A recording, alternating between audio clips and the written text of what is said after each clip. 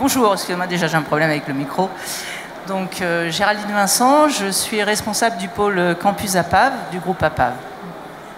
Moi je suis Alain Commissionne, je suis fondateur d'une agence de digital learning qui s'appelle Mine de Savoir.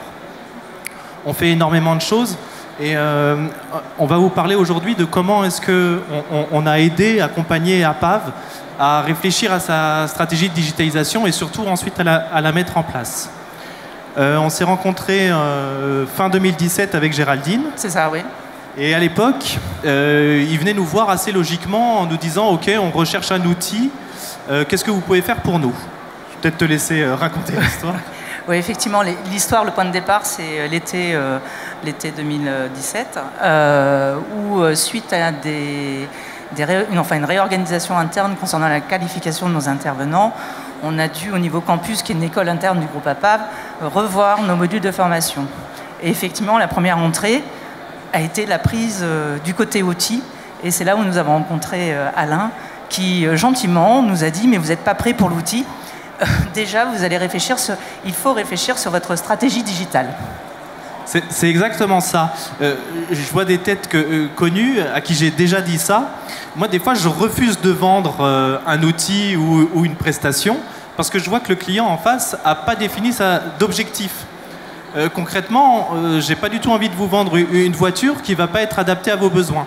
C'est exactement la même chose en digital learning. J'insiste toujours là-dessus. Définissez votre stratégie, définissez vos objectifs avant d'aller chercher un outil. L'outil, on verra bien, il y en a plein qui vont sans doute répondre à vos objectifs. C'est vraiment comme ça qu'on a commencé avec APAV.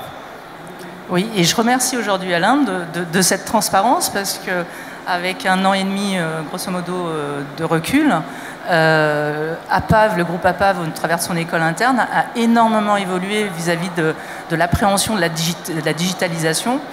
C'est vrai que même moi, j'avais une certaine représentation et tout le travail de fond qu'on va vous présenter au travers de 5 actions, aujourd'hui nous a fait énormément progresser, tant, je dirais, d'un point de vue de compétences personnelles, mais aussi nos formateurs internes, nos managers et puis nos apprenants qui sont ni plus ni moins nos collaborateurs en place ou nouveaux.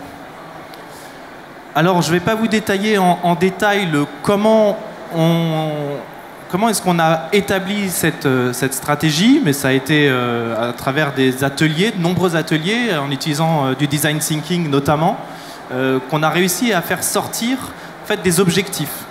Et ces objectifs, on va vous les présenter tout de suite et vous expliquer vraiment l'usage qu'il y a eu derrière chacun de ces objectifs et les résultats qu'on arrive à mettre en place et encore à mettre en place en ce moment.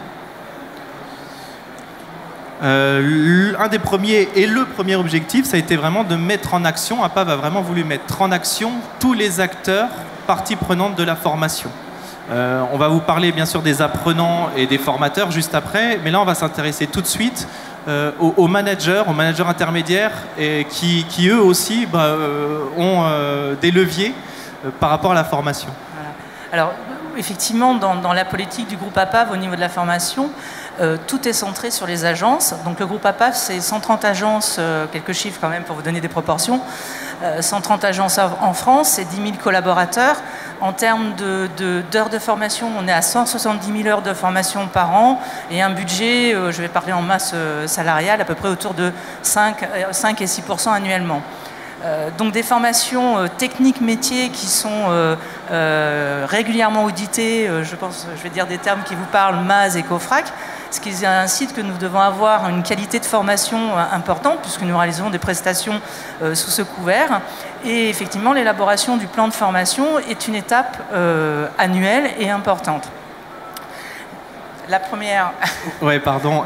Ça, c'est une des choses importantes. On va vous parler juste après de digitalisation du contenu, des formations, comment est-ce qu'on conçoit, etc. Mais en fait, dans la définition stratégique, on essaye de réfléchir à la digitalisation de manière un peu plus globale, en se disant, mais pour le service formation, qu'est-ce que ça peut apporter? Comment est-ce qu'on peut optimiser les choses pour aller jusqu'à la formation et son évaluation après. Donc une des premières étapes, ça a été effectivement de faciliter le recueil de besoins et l'établissement du plan de formation. Oui, parce que nous avons un outil, un système d'information, de gestion de la formation interne, par lequel les managers saisissent leur plan de formation avec tout un process de validation. Toutefois, depuis 4 ans que Campus est en place, le constat a été au niveau de nos managers qu'ils commençaient à penser à leur plan de formation quand ils devaient saisir dans notre outil. Et la première action, effectivement, pour les mettre en action, pardon, je emploie le même terme, a été de redonner du sens au plan de formation et à l'élaboration du plan de formation pour eux, et aussi leur fournir un outil de diagnostic, c'est-à-dire sortir de la saisie de l'outil, mais plutôt réfléchir sur leur business, quel impact sur leur business, combien on va devoir investir en termes de coûts pédagogiques, de masse salariale, et puis effectivement, comme je vous disais, des formations techniques qui peuvent être très longues, avec un cumul aussi de formations sécurité. Par moment, on peut arriver à des quotas par personne d'à peu près 30 à 40 jours de formation, ce qui est énorme en termes surtout de capacité à les libérer. Donc le premier plan, en fait, la première action qu'on a déployée là, pour le plan 2019 et en mois de septembre a été mise en place de motion design et d'un outil Excel. Alors le premier motion design était sur les orientations du groupe. Jusqu'à présent, alors c'était très innovant pour nous, côté APAV en interne, parce que jusqu'à présent c'était une note écrite, scannée et diffusée à l'ensemble des agences. Là ça a été reformulé, animé. Le deuxième motion design a été sur le contenu du plan de formation, un rappel à quoi ça sert, tout simplement, avec les objectifs du plan de formation et surtout redonner du sens à ce plan de formation. Et le troisième a été l'outil diagnostic Excel. Ouais, en fait, on prend, exactement comme pour l'expérience apprenant, on prend un peu les techniques marketing et d'engagement et on essaye de les appliquer même au niveau administratif de la formation. C'est ça qui peut être aussi intéressant, toujours pour faciliter le travail du service formation ou du campus. Et l'outil d'analyse, alors il a été fait sous Excel, on aurait pu aller beaucoup plus loin, mais ça c'est une première version. Cet outil d'analyse, il permet de dire, quand on est manager, à quoi on va former qui, avant même de réfléchir à son plan. Et c'est ce qui est important, parce qu'aujourd'hui, en plus, on est en train de se dire, ok, on digitalise, on peut former tout le monde à tout plus facilement. C'est faux, déjà pour commencer. Et même si c'était vrai, il faudrait quand même prioriser, parce qu'aller former tout le monde à tout, on arrive à des choses. Là, chez APAV, on parle de formation qui dure 2 semaines, 3 semaines. Donc aller former tout à tout le monde, c'est pas possible. Et puis digitaliser tout ça, c'est pas possible de façon efficiente non plus. Oui, effectivement. Et c'est vrai qu'au niveau des managers, ils avaient aussi perdu de vue que la formation est un investissement, donc un coût, si on regarde sous l'angle financier, et ils pensaient qu'effectivement on pouvait former à tout le monde, surtout dans une optique de toujours avoir la bonne qualification, enfin la bonne compétence, je vais parler comme ça plutôt, la bonne compétence au bon moment parce que tout d'un coup un client le demande. Le résultat de cette opération, quand même, ça s'est traduit. Alors j'ai oublié de le dire aussi, ça s'est traduit aussi. On n'a pas déployé, ça comme ça, envoyé. Ça a été animé via des webinars. Merci Alain qui nous a entraînés, parce que on n'est pas non plus par les responsables formation qui sont 4 au niveau national. Donc on a touché à peu près toutes les agences, chefs d'agence, toute la ligne managériale. Des webinars qui ont duré 2 heures avec un PowerPoint animé, commenté où on s'était entraîné. Le résultat quand même on le mesure puisque à la fin de l'élaboration du plan de formation, c'est-à-dire en novembre, quand les plans ont été validés, déjà on a mesuré une qualité de données parce qu'on retrouvait dans le système d'information des vraies formations liées à notre catalogue et pas des formations qu'ils avaient saisies eux-mêmes. Et puis le deuxième point aussi, une qualité en termes de plan de formation agent, c'est-à-dire en termes d'objectifs, de respect de budget. Sincèrement, là-dessus, il y a eu une progression à travers ces 3 outils. Et aussi une compréhension des orientations nationales par l'animation. Voilà. Donc voilà, la première partie est quand même travailler votre recueil de besoins parce que ça aide à faire que le reste se passe mieux. Et notamment le ROI, ou la mise en place de KPI, si votre recueil de besoins il est mal fait ou encore une fois il est trop large, l'analyse derrière de qui a été formé à quoi et pour quel gain ne va pas vous donner des choses efficientes. Si on continue, on a travaillé ensuite sur un process de conception pédagogique Donc on a défini en plusieurs étapes sur comment est-ce qu'on crée un nouveau stage. Donc là, il y a énormément de choses à dire.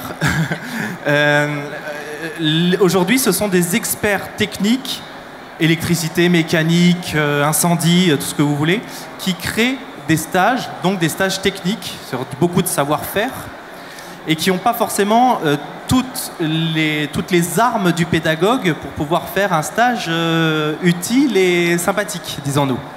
D'accord ? Donc on a quand même formé ces experts aux nouvelles modalités pédagogiques pour leur donner une vision d'ensemble, un peu un champ des possibles, mais on ne leur a pas demandé de faire eux-mêmes la création des supports. On les a mis en binôme avec un expert pédagogue. J'ai un peu tout dit. Oui, non, tout à fait. Je confirme, nos sachants techniques, ce sont des experts techniques.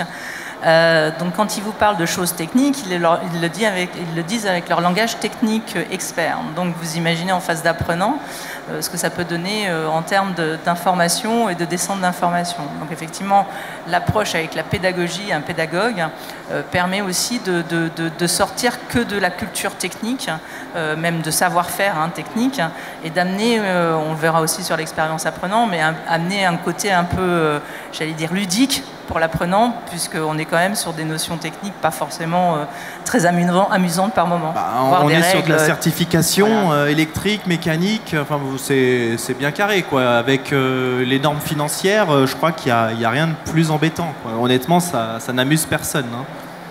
Donc il faut vraiment savoir mettre du ludique là-dedans et surtout synthétiser, mais à bon escient, hein, le discours. Et c'est vrai aussi d'avoir mis ce process de concept pédagogique en place a permis de cadrer toutes ces arrivées de stages, de formation, j'allais dire tout ficelé, tout cuit, ainsi de suite, qui arrivaient au niveau de campus et on devait mettre en œuvre avec des problématiques de logistique, des problématiques de nombre de formateurs, des temps aussi de formation trop longs. Aujourd'hui, ce process permet de canaliser tous ces besoins et vraiment, quelque part, définir déjà si c'est une formation ou pas à la base, hein, ça c'est très important. Et la deuxième chose, d'engager ce processus de réflexion, c'est vraiment de réflexion au démarrage de comment on peut optimiser via la digitalisation ces formations et notamment le temps présentiel, qui était un indicateur important pour nous. Oui, on a quand même bien réduit les temps de présentiel qui étaient très très très longs parfois. Du coup, ça m'emmène sur une autre partie de ce process qui est la conception modulaire. Je vais prendre 2 secondes là-dessus. Je pense que la plupart d'entre vous le font déjà, mais c'est quand même mieux quand on le dit. On construit toute action de formation en modules, en micro-modules qu'on va venir assembler et qui vont créer un parcours. La nucléarité du module, c'est le plus important. Ça va être une nucléarité à 5, 10, 15 minutes maximum. Et c'est l'assemblage de ces micro-modules qui vont créer ce parcours. Ça vous permet une plus grande flexibilité dans l'adaptive learning, c'est-à-dire que si vous voulez à jour adapter un minimum un parcours parce qu'il y a une demande spécifique, là on est quand même sur de la formation interne, hein, donc les demandes spécifiques on les prend en compte, on n'est pas sur de l'étagère. Et ça permet également de réutiliser des grains pédagogiques dans d'autres formations. Donc le fameux expert qui nous a créé toute une certification sur l'électricité qui dure 3 semaines, quand il doit faire un focus sur une autre partie, il peut tout à fait reprendre des grains existants pour composer un nouveau parcours. Vous avez compris, on a fortement insisté sur la conception modulaire. Qu'est-ce qu'il nous reste ? Oui, une dernière chose, ça c'est deux petites choses. On a redonné à PowerPoint un usage fort. On l'utilise encore en salle un peu, mais on l'utilise fortement en conception de storyboard. Que ce soit pour une vidéo, que ce soit pour de la VR, puisqu'on fait de la VR chez APAV, qu'on se soit pour même un exercice ou un module e-learning, le PowerPoint sert vraiment à l'expert à storyboarder son contenu en WYSIWYG. What you see is what you get. Ce que je vois sur mon PowerPoint, j'essaye de le revoir en exactitude, en miroir, sur ma vidéo, sur mon quiz, sur quoi que ce soit. Ça nous permet quand même de concevoir un peu plus vite, enfin surtout de valider un petit peu plus vite sans avoir rien fabriqué. Et une fois que le storyboard est enfin totalement validé, là on peut lancer les équipes de production pour aller produire le contenu. Et une dernière spécificité chez APAV, ils travaillent quand même sur des machines. Parfois, on a des machines qui font la taille de cette pièce, qui valent plusieurs millions d'euros, et on doit vérifier son bon fonctionnement. À mettre en formation, c'est impossible. Il faudrait qu'on achète cette machine, qu'on la mette dans un centre de formation à PAV, qu'on la casse pour montrer, essaye de trouver le dysfonctionnement sur la machine. C'est juste impossible à faire. Donc vous l'avez compris, on a fait de la VR sur ces étapes-là. Mais surtout, on a formé les experts à prendre une photo ou à prendre une vidéo explicative lorsqu'ils rencontrent cette machine chez un de leurs clients. Parce qu'ils la rencontrent une fois tous les ans, une fois tous les 5 ans. J'ai l'exemple d'une usine qu'on arrête une fois tous les 5 ans parce qu'il y a un four thermique à l'intérieur que pour l'éteindre, c'est juste impossible. Donc le jour où on va faire cette vérification, il faudrait que la personne qui la vérifie puisse aller faire des photos, une vidéo, même voir une captation 360. Donc c'est des petits ateliers de formation qu'on a fait aussi aux experts pour qu'ils soient un petit peu plus indépendants pour aller récupérer du contenu sur le terrain.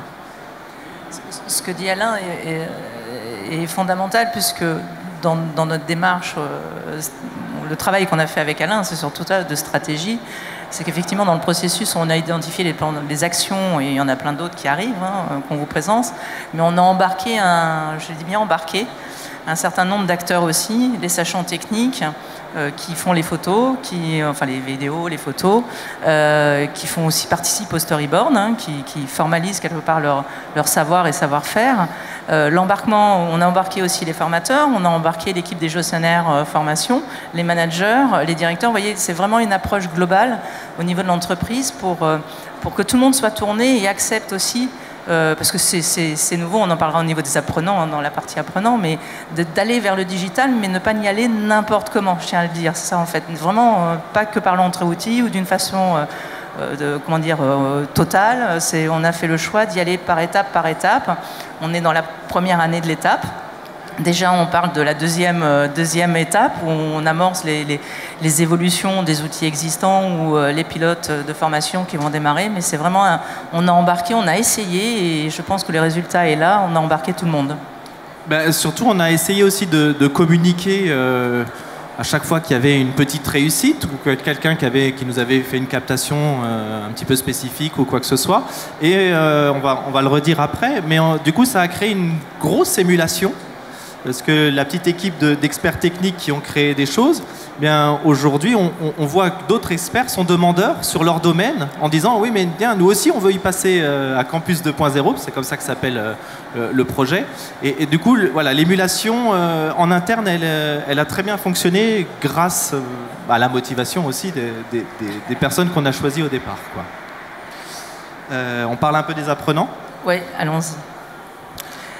Juste pour contextualiser nos formations avant, je vous laisse imaginer des jeunes et moins jeunes techniciens derrière assis sur une table pendant 7 heures, avoir un expert, je caricature mais c'est un peu ça, avoir un expert technique qui montre une diapo où il y a 50 lignes. Voilà le résumé de nos formations. Voilà nos résumés de formation telles qu'elles sont encore quelques-unes aujourd'hui. Demain, puisque c'est incessamment sous peu avec cette démarche-là, nous allons vers déjà un changement de comportement de nos formateurs. Nous ne sommes plus des formateurs experts techniques, mais des animateurs. Et puis l'introduction aussi d'un certain nombre de modalités, de modalités, pour mettre en action ces stagiaires et avec un fondement particulier où on change complètement l'optique. On n'est plus du passage du savoir théorique, mais vraiment sur une notion de savoir-faire, c'est-à-dire l'acte technique. À partir de ce moment-là, effectivement, toutes les modalités, là je vais te laisser développer, choisies, vont dans ce sens-là. C'est vraiment à l'issue des formations, Alain vous parlait, effectivement, entre 15 jours et 3 semaines, on va jusqu'à 1 mois de formation avant que la personne puisse produire. Effectivement, la personne, à l'issue de cette formation, elle est opérationnelle. L'objectif, c'est qu'elle quitte le centre de formation et le vendredi à midi, et le lundi, elle est en production chez un client.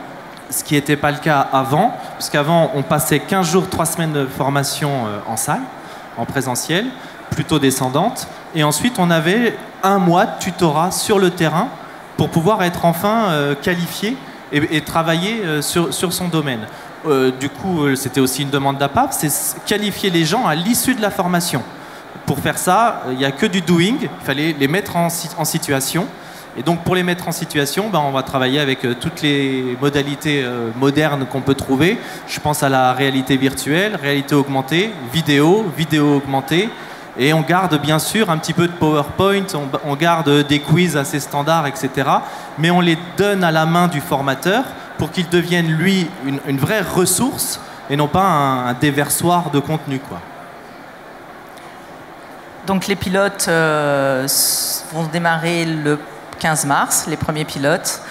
Là, on est en phase de finalisation de tous ces modules, plus l'assemblage, plus la dotation d'une nouvelle LMS pour supporter tout ça, effectivement aussi. Et là, on passe aussi avec nos formateurs internes, de les amener et de les former quelque part sur ce nouveau mode d'animation. Pour finir sur le côté apprenant, on a inséré l'évaluation continue à l'intérieur des stages. Ça, c'est aussi important pour l'apprenant. Ce n'est pas qu'une notion formateur. C'est important de savoir se positionner à la fin d'une séquence. Où est-ce que j'en suis? Puis à la fin de 2 ou 3 jours. On est quand même sur des formations assez longues, qui restent assez longues. Donc au bout de 2 ou 3 jours, savoir, oui, ok, j'en suis là et je sais où je vais. Donc on est sur une évaluation continue. On va y retrouver du caout avec des live quiz, on va y retrouver des mises en situation notées, on a multimodalité et on a une évaluation finale. Donc voilà, on a 2 types d'évaluation, je voulais aussi en parler parce que c'est important pour l'apprenant de savoir se positionner justement. On passe sur le marketing de l'offre, je ne sais pas combien de temps il nous reste. 2 minutes, on va faire très vite. C'est rapide à dire sur le marketing de l'offre. En fait, à chaque action, à chaque chose qu'on fait, qu'APAV fait, on essaye de réfléchir à comment est-ce qu'on va la marketer en interne. Le catalogue, le guide, on ne le lance plus comme ça. Il n'y a pas des emails qui partent sans une petite vidéo explicative, sans une infographie. On essaye vraiment de marketer chaque chose. Ouais. Je vais vous donner un exemple d'une action qu'on a fait cette année, qu'on ne faisait jamais, qui est de remercier les managers d'avoir élaboré leur plan de formation. Tout simplement, c'est-à-dire qu'avant on fermait l'outil, on disait stop, voilà, c'est fini. Là, on a envoyé à la date finale un mail avec une petite image, une image animée, même faite par Alain, pour les remercier d'avoir respecté les timings, d'avoir élaboré leur plan de formation. Rien que cette petite action, en fait, a été énormément appréciée par les managers, parce que quelque part, c'est une reconnaissance aussi de leur action, même si ça fait partie de leur taf, on va dire. Mais voilà, c'est des petites choses comme ça. Donc c'est vrai qu'on imagine, à titre d'exemple, pour présenter les objectifs de la formation, non plus les mettre dans une fiche programme, mais d'avoir une vidéo explicative et présentant la formation. Oui, l'idée c'est toujours d'être dans cette conduite du changement et de créer l'émulation auprès des opérationnels. Vous l'avez compris, on market. On finit sur l'avenir, enfin sur le en cours, parce que le projet est encore en cours et j'ai envie de dire qu'il va quasiment jamais s'arrêter. J'ai une phrase que j'utilise pas mal, on ne fait pas de la conduite du changement vers le digital, on essaye de faire de la conduite du changement au changement. Parce que le changement, finalement, c'est tout le temps. C'est pas obligé d'être dans la douleur, ce changement. Peut-être que finalement, on peut rentrer dans un processus d'amélioration continue où on accepte le changement sur les choses qu'on vient de créer.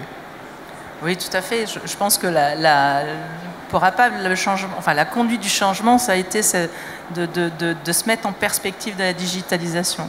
Aujourd'hui, même de l'intégrer dans notre culture formative. Aujourd'hui, on s'est intégré donc à tout nouveau, sujet de stage ou de formation, ou même sur les processus de gestion ou de communication. On est dans cette dynamique-là d'amélioration continue. À titre d'exemple, déjà on pense au plan 2020 et sur la partie élaboration. On est déjà en train d'imaginer comment on va orchestrer des orientations stratégiques de développement de compétences avec une évolution assez intéressante de ce premier fichier Excel en termes de diagnostic. C'est-à-dire qu'on pense carrément à automatiser, à essayer d'automatiser au maximum ce fichier Excel pour que ça devienne l'outil de validation pour déconnecter de la saisie de l'outil de gestion qui est une vraie problématique en fait. Voilà. Bah, dans 2 ans, c'est une app, ce fichier Excel. Là, on a commencé avec ce fichier, on l'améliore, etc. Et on y ajoute les choses nécessaires, les automatismes nécessaires. On est en amélioration continue. Et on ne veut pas faire tout de suite parfaitement. On y va step by step, quoi, tout simplement. Je vous remercie beaucoup d'avoir partagé avec nous cette expérience. Est-ce que vous auriez des questions, des demandes de précision? Oui. Si vous pouvez vous présenter en indiquant aussi la société dont vous faites partie. Bon, Benoît Acman, moi je suis ingénieur structure de bâtiment et je suis aussi enseignant à l'école d'architecture de Montpellier et vous avez parlé de VR et je me demandais qu'est-ce que c'était. La réalité virtuelle, pardon. Ah, VR c'est réalité virtuelle, d'accord. Ouais. Et sinon vous pourriez apporter quelques précisions sur le fichier Excel dont vous parlez? Oui, alors en termes de précision, si vous voulez, sur le fichier Excel, c'est un moyen de recenser par collaborateur sur la base, alors il était un petit peu automatisé quand même, hein, sur la base du catalogue de formation, enfin notre catalogue de formation, donc par collaborateur, de recenser les formations nécessaires que le manager prévoyait. Ça, c'est le basique. Mais derrière, surtout, ça lui donnait un cumul au niveau de son unité, son groupe de salariés, en termes de volume de jours, de coûts pédagogiques et surtout de perte de production. Puisque quand le collaborateur est en formation, il ne produit pas. Il ne génère pas il ne réalise pas une mission, donc il ne produit pas. Et donc, tout ça participe au coût de la formation, enfin au coût de l'investissement. Ça, c'était la première chose, d'un aspect individuel. Et après, ça lui donnait un aspect collectif. C'est-à-dire que d'un point de vue collectif, il voyait sur son unité combien de formations étaient, à son sens, prioritaires, combien de jours, combien de coûts, combien de pertes de production. Et surtout, ça lui donnait une classification entre 3 thèmes. Est-ce que ce que je demande pour mon équipe, je suis dans le développement de compétences, dans le maintien de qualification, ou ce qu'on a catalogué comme le transversal, où on est plus sur des notions de bureautique, d'anglais, des choses comme ça. Voilà. Donc c'était toute cette perception qui permettait au manager d'avoir une cartographie, quelque part, de son plan de formation à la fois individuel, par rapport à son équipe, et à la fois au niveau de son unité. Pour rester dans un cadre budgétaire aussi, hein, on est toujours dans ce cadre-là. Voilà. Je ne sais pas si j'ai répondu. Voilà. Très bien. J'imagine qu'avec la réforme de la formation professionnelle, tout va être aussi un petit peu... Oui, alors c'est vrai, avec la réforme, alors, je dirais que nous, en interne, effectivement, quand on parle de développement de compétences, on est plus lié quand même à nos métiers, ou le maintien de qualification. C'est vrai que la réforme, aujourd'hui, impacte pas mal, impacte les entreprises.